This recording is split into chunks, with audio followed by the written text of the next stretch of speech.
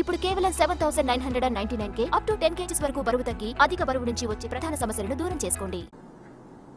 రాష్ట్రంలో ప్రభుత్వం అందిస్తున్నటువంటి సహకారం గురించి జగన్మోహన్ రెడ్డి గారి తాలూకు ఆలోచన విధానం గురించి చెప్పినటువంటి విషయాలన్నీ కూడా మనం చూసాం. వారు ఏ రకంగా పెట్టుబడులు పెట్టడానికి ముందుకు వచ్చినటువంటి సందర్భాన్ని కూడా వారు వెల్లడించినటువంటి వేదికలను చూసాం. గత చరిత్రలో ఎప్పుడూ లేని విధంగా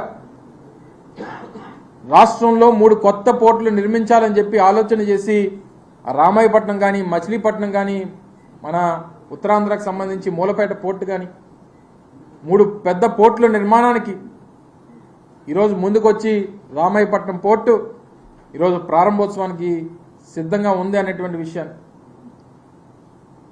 ప్రతిష్టాత్మకమైనటువంటి భోగాపురం ఇంటర్నేషనల్ ఎయిర్పోర్ట్ కానివ్వండి, ఏదో విశాఖపట్నంలో అదాని డేటా సెంటర్ కానివ్వండి, మొన్ననే ముఖ్యమంత్రి గారితో ప్రారంభించినటువంటి ఇన్ఫోసిస్ లాంటి దిగ్గజ సంస్థలు కానివ్వండి, ఈరోజు వారిని చూసి మిగిలినటువంటి పెద్ద పెద్ద సంస్థలు, విప్రో లాంటి సంస్థలు కానివ్వండి, ఐబిఎం లాంటి సంస్థలు కానివ్వండి, టీసీఎస్ కానివ్వండి, ఈరోజు పెద్ద సంస్థలన్నీ కూడా విశాఖపట్నం వేదికగా వారు కూడా కార్యకలాపాలు మొదలు పెట్టాలనేటువంటి కార్యక్రమం ఈరోజు ప్రభుత్వంతో జోరుగా చర్చలు చేస్తూ ముందుకు వచ్చేటువంటి కార్యక్రమాన్ని మనం చూస్తూ ఉన్నాం.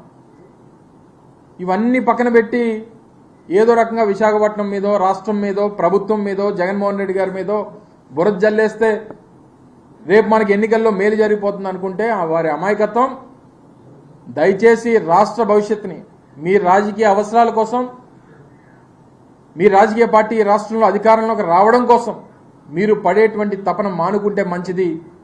దానికోసం రాష్ట్రాన్ని పణంగా పెట్టొద్దు, రాష్ట్ర భవిష్యత్తుని పణంగా పెట్టొద్దు.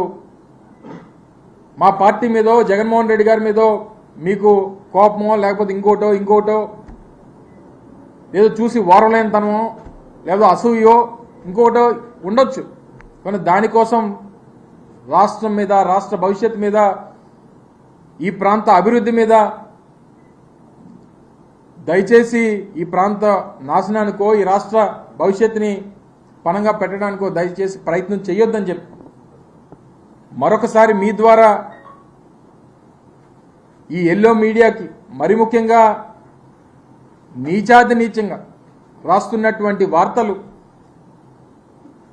వాస్తవానికి పూర్తిగా దూరంగా ప్రజలకి మభ్యపెట్టాలని, ప్రజల్ని మోసం చేయాలనేటువంటి ప్రయత్నాల్ని మానుకోమని చెప్పి మరొకసారి మీ ద్వారా ఎల్లో మీడియాని కోరుకుంటూ, జగన్మోహన్ రెడ్డి గారి నాయకత్వాన్ని, ఈరోజు పెద్ద ఎత్తున జరుగుతున్నటువంటి సభలు రాష్ట్ర ప్రజలు, రాష్ట్రంలో వైఎస్ఆర్ కాంగ్రెస్ పార్టీ కార్యకర్తలు ఏ రకంగా జగన్మోహన్ రెడ్డి గారి నాయకత్వాన్ని బలపరచాలని చెప్పి ప్రతి ఇంటి నుంచి కూడా ఈరోజు బయలుదేరి ముందుకు వస్తూ ఉన్నారో వారందరూ కూడా జగన్మోహన్ రెడ్డి గారికి అండగా నిలబడమని చెప్పి మరొకసారి మీ ద్వారా కోరుతా ఉన్నాం. Thank you.